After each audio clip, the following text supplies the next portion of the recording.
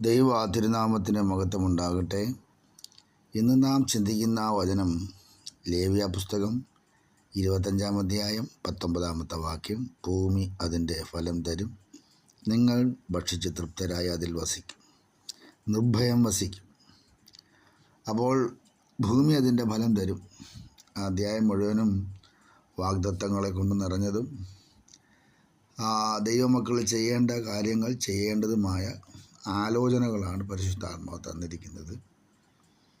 ദൈവത്തെ മഹത്വപ്പെടുത്തണം, ഞാൻ നിങ്ങളുടെ ദൈവമായ യഹോവയാകുന്നു എന്നും കർത്താവിൻ്റെ കൽപ്പനകളെ അനുസരിച്ച് ജീവിക്കണമെന്നൊക്കെ വചനം പറയുന്നു. ആ വചനം നമ്മുടെ ജീവിതത്തിൻ്റെ അനുഗ്രഹത്തിനും വിടുതലിനും കാരണമാകട്ടെ. അധ്യായം മുഴുവനും വായിച്ച് ദൈവത്തിന് മഹത്വം കൊടുക്കുക. ദൈവം ആരെന്ന് മനസ്സിലാക്കി ദൈവകൃപയിൽ നമ്മൾ നിൽക്കണം. ദൈവത്തിൻ്റെ സ്വർഗീയ സാന്നിധ്യം അവിടെ വെളിപ്പെടുന്നുണ്ട്. നമ്മുടെ കുടുംബങ്ങളിൽ ദൈവം വരുത്താൻ പോകുന്ന വാഗ്ദത്ത നിറവിനെ ഓർത്ത് സ്തോത്രം ചെയ്യണം. തൊട്ട് താഴോട്ട് വാക്യങ്ങൾ വായിക്കുമ്പോൾ വാഗ്ദത്തങ്ങളെ അവകാശമാക്കുന്ന അനുഭവങ്ങളെക്കുറിച്ചും പറയുന്നുണ്ട്. ദൈവം നമുക്ക് വേണ്ടി എല്ലാം ചെയ്തുകൊണ്ടിരിക്കുകയാണ്. ഓരോന്നിൻ്റെ സമയത്ത് അത് ചെയ്തു തരും. നാം ധൃതി പിടിക്കാതെ ദൈവസന്നിധിയിൽ പ്രാർത്ഥനയോടെ കാത്തിരിക്കുക. കർത്താവ് പറഞ്ഞ ആലോചന ഏറ്റെടുത്ത് നമ്മൾ ചെയ്യുക. കൽപ്പനകളെ അനുസരിക്കുക, കൽപ്പനകളെ വിട്ടുമാറാതിരിക്കുക. ദൈവമായ കർത്താവ് എന്ത് കൽപ്പനകൾ പറഞ്ഞോ അതെല്ലാം നാം ചെയ്യണം. കൂട്ടുകാരനെ നിന്നെ പോലെ തന്നെ സ്നേഹിക്കണം. അയൽക്കാരോട് സ്നേഹമായിട്ട് പെരുമാറണം. വീട്ടിനകത്ത് മാതൃകാ ജീവിതം നയിക്കണം. അപ്പനമ്മമാരെ നമ്മൾ പ്രയാസപ്പെടുത്തരുത്.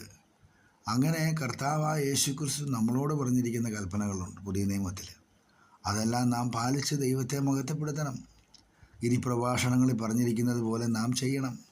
നാം എന്തൊക്കെ ചെയ്യണം? അതെ, പ്രാർത്ഥിക്കണം. അറയിൽ കടന്ന് പ്രാർത്ഥിക്കണം. അപ്പോൾ രഹസ്യത്തിലുള്ള പിതാവ് നിൻ്റെ പ്രാർത്ഥന കേൾക്കും. ഉപവസിക്കണം. മനുഷ്യർക്ക് ആങ്കയല്ല, മുഖം വിരൂപമാക്കിയല്ല, ദൈവസന്നദ്ധയിൽ ദൈവത്തെ മഹത്വപ്പെടുത്തി, ദൈവത്തെ ബോധ്യപ്പെടുത്തി, നല്ല മനസാക്ഷിയോടും നല്ല ഉദ്ദേശത്തോടും കൂടി ഉപവാസം പ്രാർത്ഥനയും പ്രഖ്യാപിക്കണം. എങ്കിൽ മാത്രമേ ദൈവപ്രസാദം ഉണ്ടാവുകയുള്ളൂ. ഉപവാസിക്കുന്നവരും പ്രാർത്ഥിക്കുന്നവരും ഒക്കെ ഉണ്ട്, ദൂരെ പോയി പ്രാർത്ഥിക്കുന്നവർ. 21 ദിവസം എവിടെയെങ്കിലുമൊക്കെ ഉപവാസ പ്രാർത്ഥന വെക്കുമ്പോൾ അവിടെ പോയി ദൂരെ പോയി ഉപവസിച്ച് പ്രാർത്ഥിക്കാൻ ചിലർക്ക് ഇഷ്ടം. സ്വന്തം സഭയിൽ ഉപവാസം നടന്ന് ചിലപ്പോൾ അവർ മൈൻഡ് ചെയ്തില്ല, കയറത്തുമില്ല. അങ്ങനെയുള്ളവരും ഉണ്ട്. പക്ഷേ സ്വഭാവങ്ങൾക്ക് മാറ്റമുണ്ടോ? ഉപവസിക്കുന്നത് കൊള്ളാം, പ്രാർത്ഥിക്കുന്നത് കൊള്ളാം, ആ ദൈവം അതിൻ്റെ മഹത്വത്തോടെ ഇറങ്ങി വരികയൊക്കെ ചെയ്യും. പക്ഷെ മാറ്റങ്ങൾ ഈ ഉപവസിക്കുന്നവർക്കും നിരന്തരമായി പ്രാർത്ഥിക്കുന്നവരുണ്ട്. പക്ഷെ കോപിഷ്ഠരാണ്. അവരെപ്പോഴും വായ്ക്കകത്ത്, അവരുടെ വായിനകത്ത് ഹൃദയം നിറഞ്ഞ് കവിയുന്നല്ലോ വായ പ്രസ്താവിക്കുന്നതെന്ന് പറഞ്ഞ പോലെ ചിലപ്പോൾ ചീത്ത വാക്കുകളൊക്കെ വരാം. ഭാര്യയോട് ദേഷ്യപ്പെടുമ്പോൾ ചീത്ത പറയാറുണ്ട്, മക്കളോട് ദേഷ്യപ്പെടുമ്പോൾ ചീത്ത പറയാറുണ്ട്. അങ്ങനെ ചീത്ത വാക്കുകളൊക്കെ വരുന്ന ഏത് മനസ്സാണ്? ക്രിസ്തുവിൻ്റെ മനസ്സല്ലല്ലോ. അപ്പോൾ ക്രിസ്തുവിൻ്റെ മനസ്സിൽ അങ്ങനെയുള്ള വാക്കുകളില്ലല്ലോ. അപ്പോൾ പിശാച് വസിക്കുന്നു. ഇടയ്ക്കിടയ്ക്ക് പിശാച് കയറുന്നതാണോ എന്ന് അറിയത്തില്ല. അവയൊക്കെ ജയിച്ച് മുന്നേറുവാനുള്ള കൃപയാണ് ഏറ്റെടുക്കേണ്ടത്. അല്ലാതെ ഞാൻ ആത്മീയനാണെന്ന് മറ്റുള്ളവരെ കാണിക്കാം, പക്ഷെ സ്വന്തം കുടുംബത്തിൽ മാതൃകയില്ലെങ്കിൽ അതും പോയി. അതുകൊണ്ട് ദൈവസന്നിധിയിൽ ഉപവസിക്കണം, പ്രാർത്ഥിക്കണം. പിന്നെ ദൈവസന്നിധിയിൽ മറ്റുള്ളവരെ സഹായിക്കുന്ന കാര്യത്തിലും നമ്മൾ മുന്നിട്ട് നിൽക്കണം. പക്ഷേ വലങ്കൈ ചെയ്യുന്ന ഇടങ്കൈ അറിയാതിരിക്കട്ടെ എന്നാണ് തിരുവചനം പറയുന്നത്. നമ്മൾ എന്ത് ചെയ്താലും ദൈവനാമ മഹത്വത്തിനായിരിക്കണം. അങ്ങനെ ദൈവസന്നിധി നമ്മളെ തന്നെ സമർപ്പിച്ചുകൊണ്ട് നമുക്ക് പ്രാർത്ഥനയ്ക്ക് വേണ്ടി ഒരുങ്ങാം. കർത്താവ് പറഞ്ഞതിന് ഭൂമി അതിൻ്റെ ഫലം തരും, നിങ്ങളത് എന്ത് ചെയ്യണം? ഭക്ഷിച്ച് തൃപ്തരായി നിർഭയം വസിക്കണം. അപ്പോൾ ഭയമൊന്നും വേണ്ട. ഒരു ശക്തിക്കും നിങ്ങളെ ഒന്നും ചെയ്യാൻ പറ്റത്തില്ല.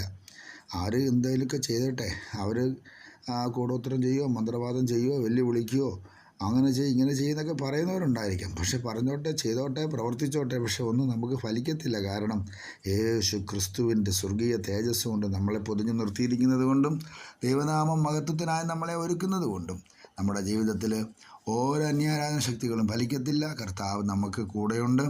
അവൻ നമ്മളെ അനുഗ്രഹിച്ച് വർദ്ധിപ്പിച്ച് വലുതാക്കും. നമ്മുടെ കണ്ണുകളെ അടയ്ക്കാം, ദൈവസന്നിധി സ്തോത്രം ചെയ്ത് പ്രാർത്ഥിക്കാം. നമ്മെ ഇത്രത്തോളം അനുഗ്രഹിച്ച ദൈവത്തിന് നന്ദി പറയാം. ദൈവം നമുക്ക് കൂടെയുണ്ടെന്ന് ഉറപ്പുണ്ടോ? സ്തോത്രം ചെയ്തുകൊണ്ട് കണ്ണുകളെ അടച്ച് പ്രാർത്ഥിച്ചാട്ടെ. ഞങ്ങളെ സ്നേഹിക്കുന്ന കർത്താവേ, പരിശുദ്ധ ദൈവമേ, ഞങ്ങൾക്ക് വേണ്ടി ഭൂമിയെ ഒരുക്കി ഫലം തരുവാൻ അതെ, ഞങ്ങൾക്ക് വേണ്ടി ഒരുക്കുന്ന വാഗ്ദത്ത നന്മകളുണ്ട്. അത് പ്രാപിച്ചനുഗ്രഹിക്കപ്പെടാൻ ഞങ്ങളെ സഹായിക്കണം. യേശു ക്രിസ്തുവിൻ നാമത്തിൽ തന്നെ ആമേൻ.